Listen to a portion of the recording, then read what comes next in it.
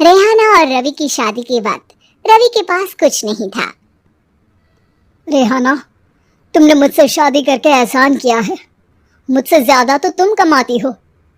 अरे तो क्या हुआ, एक दिन आएगा रवि कि तुम खूब पैसा कमाओगे। मुझे तुम पर पूरा विश्वास है।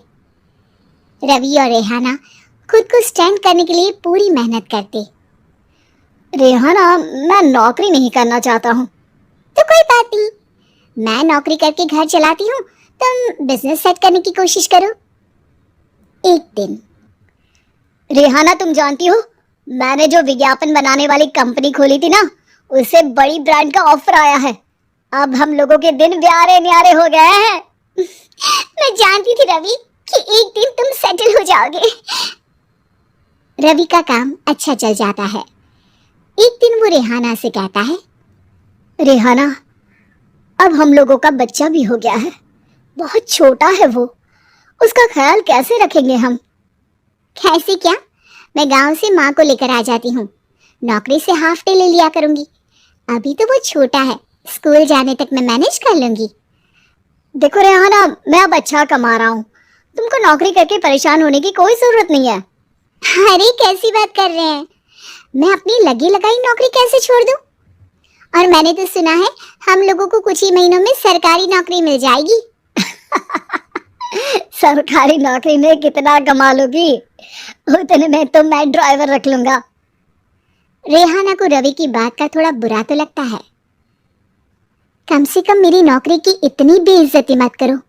भूल गए, इसी नौकरी की बदौलत तुमने अपना बिजनेस खड़ा किया है। अरे वो तो मैं किसी के भरोसे भी कर लेता। देखो, अपने बच्चे को संभालो, घर का काम करो। अब बाहर जाती तुम अच्छी नहीं लगती हो। रेहाना रवि के कहने पर नौकरी तो छोड़ देती है, लेकिन अब बड़े से घर में उसकी कीमत किसी नौकर से कम नहीं होती। एक दिन रवि का दोस्त आता है। भाभी, हम लोग तो आपको तब से जानते हैं जब से आप लोग शादी होकर इस शहर में आए थे। आपकी बदौलत ही सारा बिजनेस खड़ा हुआ है। ये किस्मत तो आप ही की है भाभी। हाँ हाँ भाई, हमारी मेहनत तो कुछ है ही नहीं। अरे होगी, लेकिन भाभी की किस्मत के आगे कुछ नहीं। दोस्त वहां से चला जाता है, लेकिन रवि का गुस्सा 7वें आसमान में होता है। देखा कैसे बोल रहा था? अरे बिल्कुल अच्छा आदमी नहीं है ये। कैसी बात कर रहे हैं आप? प्रशांत भैया तो बहुत अच्छी इंसान है रवि। कैसे उन्होंने हमारे मुश्किल वक्त में हमारा साथ दिया था। अरे था पैसा तो साथ दिया, नहीं तो कौन पूछता है?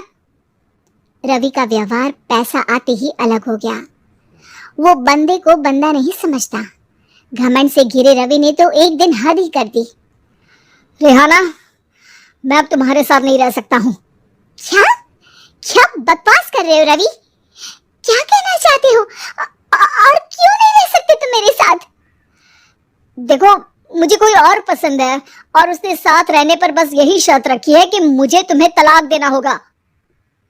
रेहाना, जो कि एक स्वावलंबी महिला थी, उसने बिना देर किए रवि को कह दिया, कोई इश्यू नहीं, मुझे पैकिंग में 4 दिन का वक्त लगेगा, लेकिन तब तक मैं तुम्हारे साथ नहीं रहूंगी।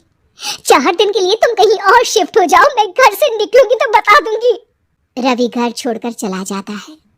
रेहाना को दुख होता है, वो रोती है, लेकिन व्यवहार से स्ट्रांग रेहाना को पति के वापस आने का और उसे सबक सिखाने का पूरा भरोसा था। फिर एक दिन, अरे शुशिका, कब शादी करोगे तुम मुझसे? यार, मैंने तो सोचा था तुम शादी से पहले मुझे विदेश लेकर जाओगे, महंगी कार दिलाओगे। अरे सब दिला दूंगा, लेकिन पहले मुझसे शादी तो कर लो। हाँ हाँ, क्यों नहीं। मैं कुछ दिनों के लिए अपने मम्मी पापा के पास जा रही हूँ, उन लोगों से अपनी शादी की बात करूंगी। अरे शुशिका, कैसे रहूंगा मैं तुम्हारे बिना?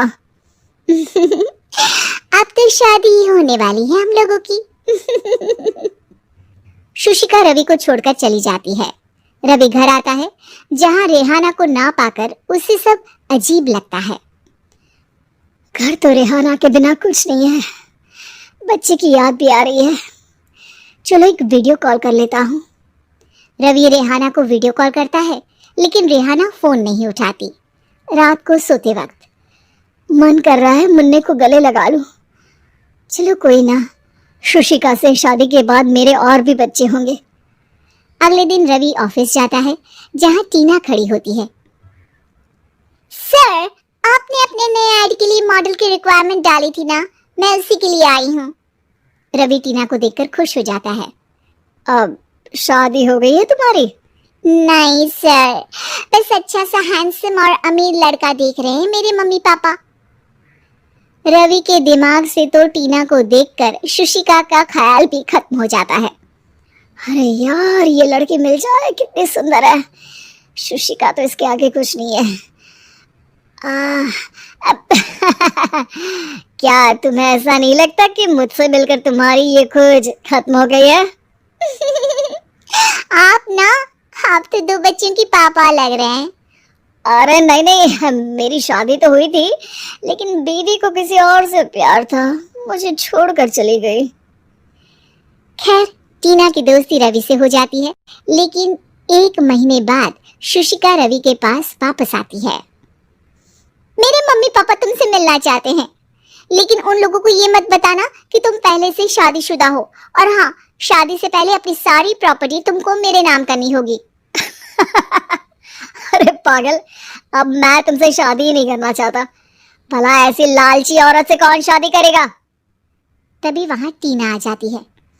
रवि, ये पागल सी औरत कौन है? देखो, तुमने ही कह दिया ना पागल, तो पागल ही है।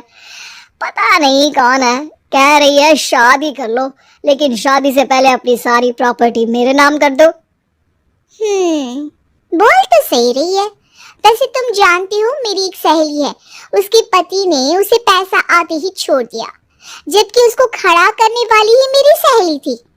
और मुझे भी भरोसा नहीं है।